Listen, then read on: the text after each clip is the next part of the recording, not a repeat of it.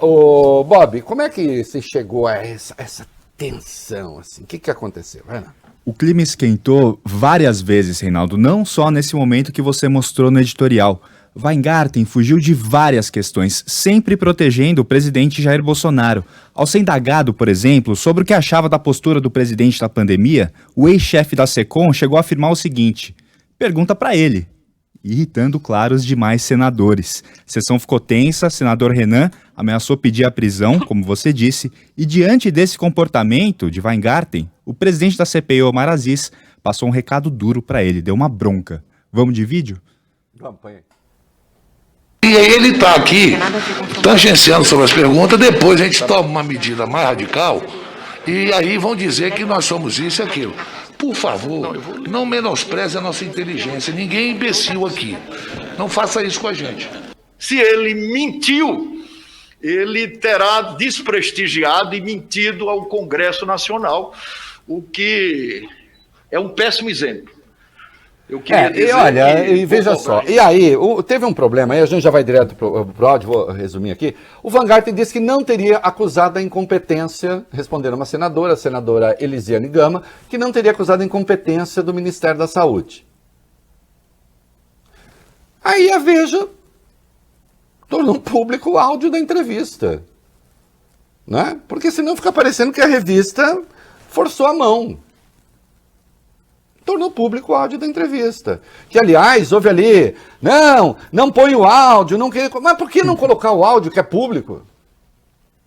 E ele tinha acusado ou não a incompetência do Ministério da Saúde? Solta o áudio, vamos ver se tinha... Enfim, vamos lá. Negligência ou incompetência? Incompetência. Quando você tem um laboratório americano com 5 escritórios de advocacia apoiando na negociação, e você tem do outro lado um time pequeno, tímido, sem experiência, é 7-1. Faz o quê? Não põe esse depoimento no ar? Isto é querer criar crispação? Outro momento engraçado, ele disse que, porque ele ficou doente, ele foi o primeiro caso do governo Bolsonaro ali, da cúpula, a ter Covid, lembra? Voltaram dos Estados Unidos, o avião era um covidário. Isso, né? Lá em março, e o né? Weingarten disse que só não tomou cloroquina quando foi infectado, porque à época, em março, não havia indicação sobre o uso da cloroquina, né? Eu ousaria dizer, na boa, viu, Fábio Weingarten, que você não tomou cloroquina porque seu pai é médico, né? E ele sabe que não funciona. E deve ter te contado, né? Só que, atenção, teve uma campanha no perfil da SECOM, tinha lá um troço escrito: nesta semana foi autorizado o uso da cloroquina em casos graves da doença. Além disso, parcerias com outros ministérios fortaleceram ainda mais o combate à pandemia. Está aqui. Está aqui o incentivo, o uso da cloroquina. Mas aí, Valio Bene, teve um outro momento que é sobre a campanha que à época falamos aqui, o Brasil não pode parar. Não pode. Brasil não pode parar, vai. O senador Tasso Gereissati questionou sobre essa campanha que foi produzida pela SECOM logo no início da pandemia, ainda em março de 2020. O Tucano lembrou que o vídeo chegou até a ser barrado pelo STF, assunto sobre o qual a gente tratou bastante aqui, e Weingarten respondeu o seguinte, que ele até se recorda do vídeo, mas que ele não tem certeza se o vídeo foi mesmo de autoria da SECOM, da pasta que ele chefiava. Olha, eu lembro a época que isso saiu, isso foi divulgado pelo perfil, e depois disse, não, era experimental. Era experimental. E aí depois ele disse, me lembrei, não, a gente não apoiou, não. É uma coisa do bolsonarismo muito complicada tentar criar uma... Primeiro, assim, é uma indústria de fake news conhecida, e isso nós já sabemos. E às vezes eles tentam criar uma instância que eu diria, Bob Furui, é muito sofisticada, que é quântica. A verdade quântica é a coisa que é e que não é ao mesmo tempo. Então, assim... Difícil. Foi produzido? Não. Nós só divulgamos. Era experimental, mas quem fez? Não sei. E, no entanto, estava lá campanha que pregava bicicletai, como diria o poeta, saiam por aí, não tem que ter proteção nenhuma.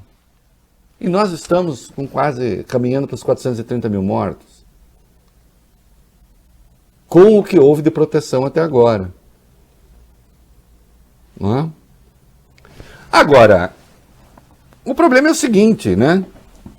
A omissão se escancara até por intermédio do Vanguard, que é o item 5 aí.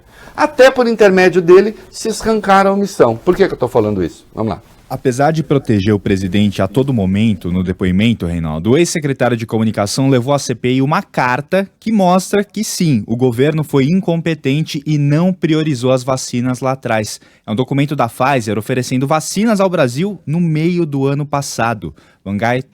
Weingarten, relatou que a carta foi enviada à cúpula do governo brasileiro em 12 de setembro. E ele tomou conhecimento dela no dia 9 de novembro, por meio do dono de um veículo de comunicação. E só aí que o governo teria entrado em contato com a empresa americana. Ou seja, o governo Bolsonaro ignorou a Pfizer, a oferta de vacinas da Pfizer, por pelo menos 2 meses.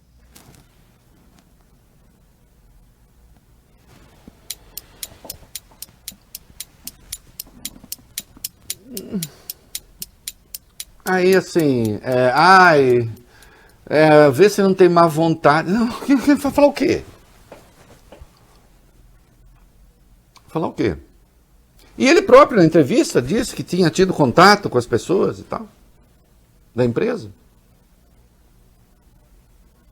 Quando apontou a incompetência.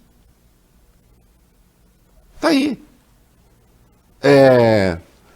Eis um caso aqui em que teria de haver uma cariação entre o Pazuello e o Vanguard.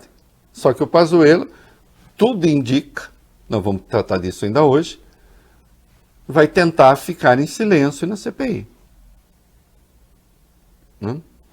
Falar em quebra de sigilo de Vanguard. Sim, os senadores estudam apresentar requerimentos para pedir a quebra de sigilo bancário e telefônico do ex-secretário de comunicação e também de integrantes do chamado Gabinete do Ódio. Eles querem saber se houve financiamento para a propagação de fake news sobre a Covid. Em havendo indícios para isso, a CPI tem poderes para fazer quebra de sigilo. E, claro, uma das razões do ódio do Renan é que o Renan hoje substituiu o nome dele, né, quando fica ali na mesa da CPI, substituiu o nome dele pelo placar de mortos. Né? Como ele ousa fazer isso com esse número de mortos? Com a devida vênia.